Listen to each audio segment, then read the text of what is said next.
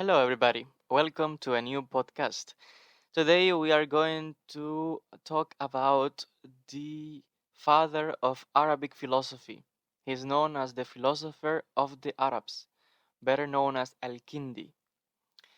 Al Kindi, whose full name was Abu Yusuf Yaqub ibn Ishaq Al Kindi, was born around the year 800 and died in the year 870 CE. He was self-identified philosopher in the Arabic tradition. He is very important because he worked with a group of translators who rendered the works of Greek philosophy, especially the works of Aristotle, the Neoplatonists, Greek mathematicians and scientists into the Arabic language. This was the time of the Abbasid Caliphate, and Al-Kindi, because of his prominence, of his knowledge, he worked under the jurisdiction of several caliphs, especially Al-Mamun and Al-Mutasim.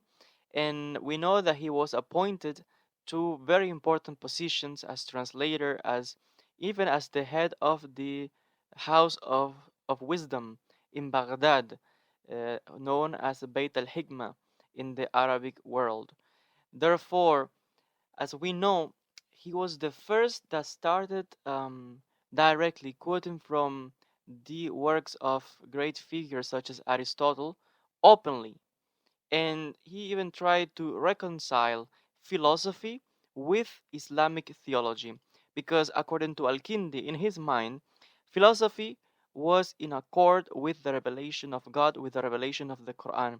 And according to him, these ancient philosophers, the Greeks, had a knowledge that was compatible with the revelation of Islam, and according to his understanding, this could even help to explain several points from the Quran that were not perhaps that clear, but for him, Greek thinkers such as Aristotle provide such a deep insight that was in common accord with the Quran.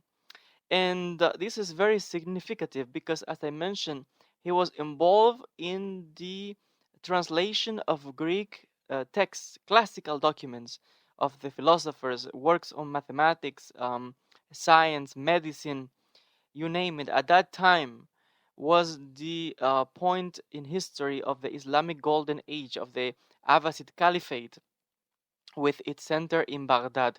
And Al-Kindi was at the head of this group of translators and academies that were involved in the expansion or dissemination of ancient knowledge.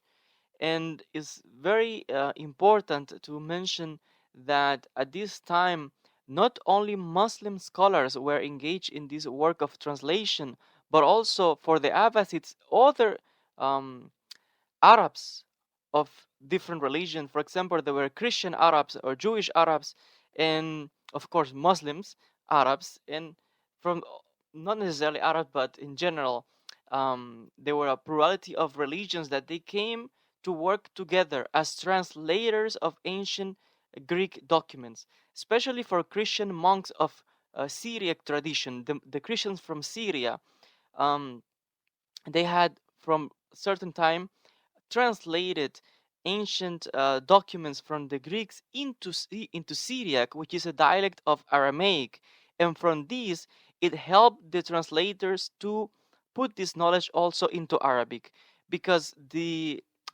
Christians from Syria, they also knew Greek.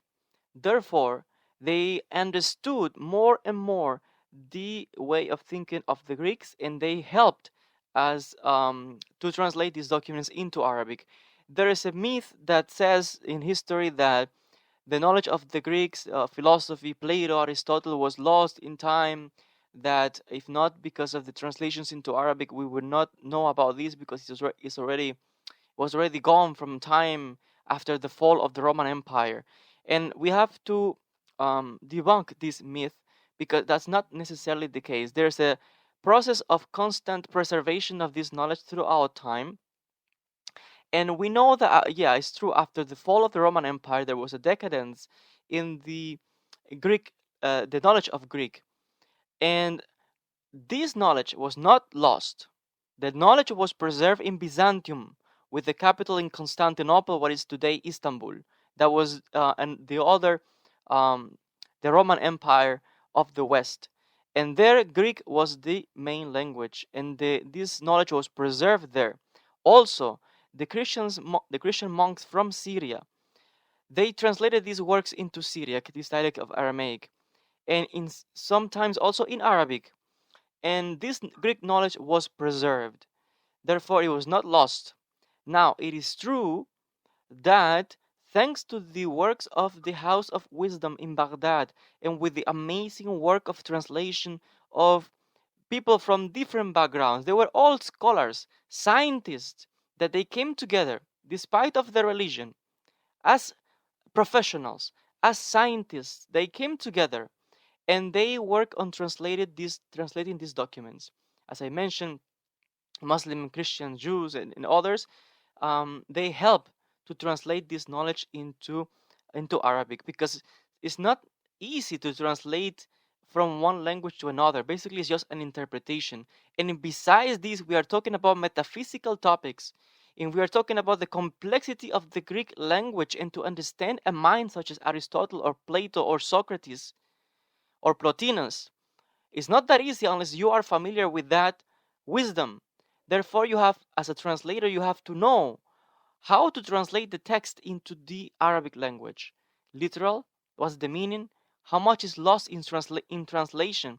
Therefore, the help of these Christians from Syria, Syriacs, it was significant, because they knew they knew the thinking of Aristotle, the thinking of Plato, and they came together working for the Caliph of Baghdad, and they were Al Kindi work together with them as the head, one of the head of these academies of translation. Now, one of the problems that in the Islamic world um, are pointed towards Al Kindi is that he sometimes changed the meaning of some documents in order to fit his own ideas. That's why his works, his translations sometimes, because he was not the only translator. There were other great academies in schools translating texts at that time. But the people from his circle sometimes were criticized because some of his texts were translated literally, meaning he took everything that Aristotle said literally. And especially sometimes he manipulated the documents in order to fit his own agenda. For example, he was able to translate some documents of Aristotle on the eternity of the universe, and where there was a disagreement between Aristotle and certain Islamic understanding, he made it look like Aristotle agreed, for example. Or he even used the rhetoric of the ancients in order to fit the mentality and the agenda of the time. And that's why in the Arab world, other Arab philosophers criticized Al Kindi because of this, because he edited, and even he himself said it. He said in one of his books that in one of his famous book known as On First Philosophy, he literally said that, oh, I fixed some things that were not right. I edited some things. So basically, he's clearly saying, yeah, that he changed some text in order to fit his ideas, or basically he just extract the ideas from Aristotle, for example, that fit his purposes, but doesn't bring in the whole picture, because will be some disagreement. And of course, Aristotle was not a Muslim. Aristotle was a believer in he had other understanding, other religions. So the things that Aristotle said that doesn't match or didn't match with the Islamic understanding, Al Kindi either didn't mention it or um, manipulated it in order to fit the idea. Even there's a famous dialogue between um, Aristotle with another great philosopher, and he changed the the words of the original text in Greek in order to fit or even to defend the ideas of Aristotle on certain topics such as the soul, the intellect, and around these metaphysical topics. But at the end, his books, of course, were well known. The famous Ibn Rushd or Averroes from Cordoba, the last, how is known, the last of the great Arab philosophers, who was born in Al-Andalus, today Andalusia. Ibn Rushd got his philosophy from the translations of Al Kindi. Like I said, sometimes these translations were criticized because he understood things literally, and other philosophers disagree on this, arguing that not everything should be taken literal, but you have to understand the meaning of the ideas of the great thinkers of the past. Anyways, his works are significant and very important. I I wanted to also mention that Al-Kindi's own treatises, many of them were addressed to the members of the Caliphal family.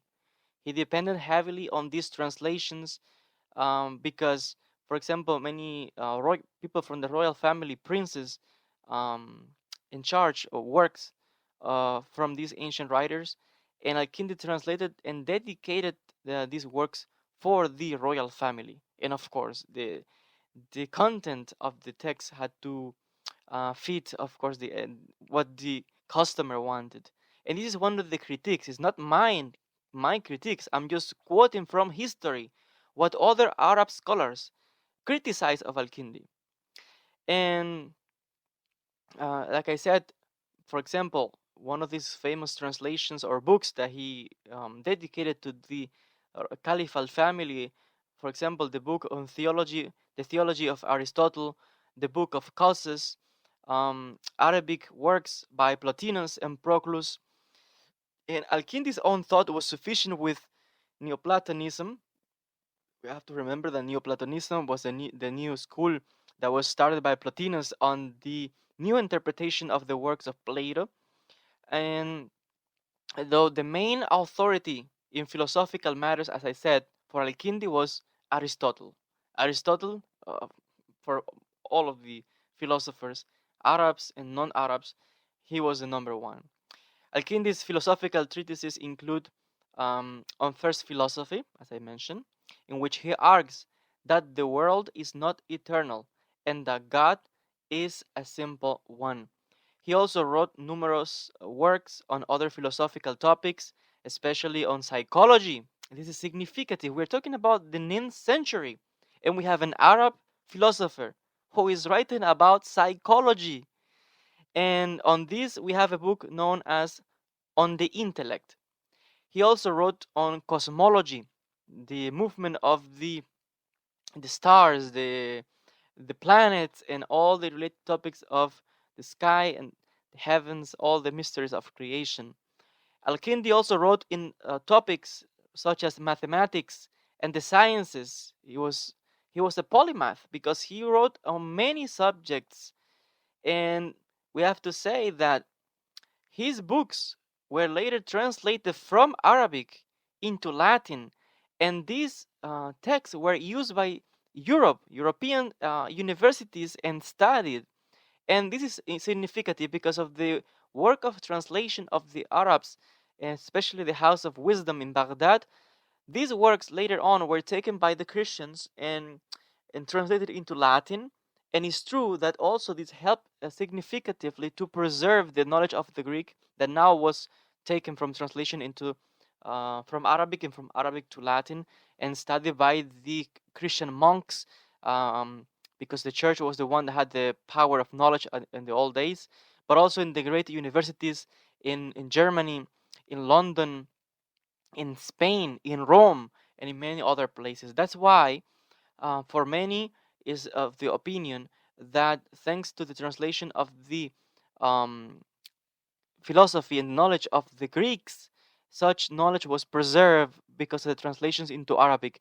And all of this knowledge, most of them, passed into Europe thanks to the Arabs of Al-Andalus, because it was thanks to the connection of Al-Andalus, or what is today Spain and Portugal, that this knowledge got into Europe, especially the great library of Cordoba and the Khilafah, the Caliphate of Cordoba.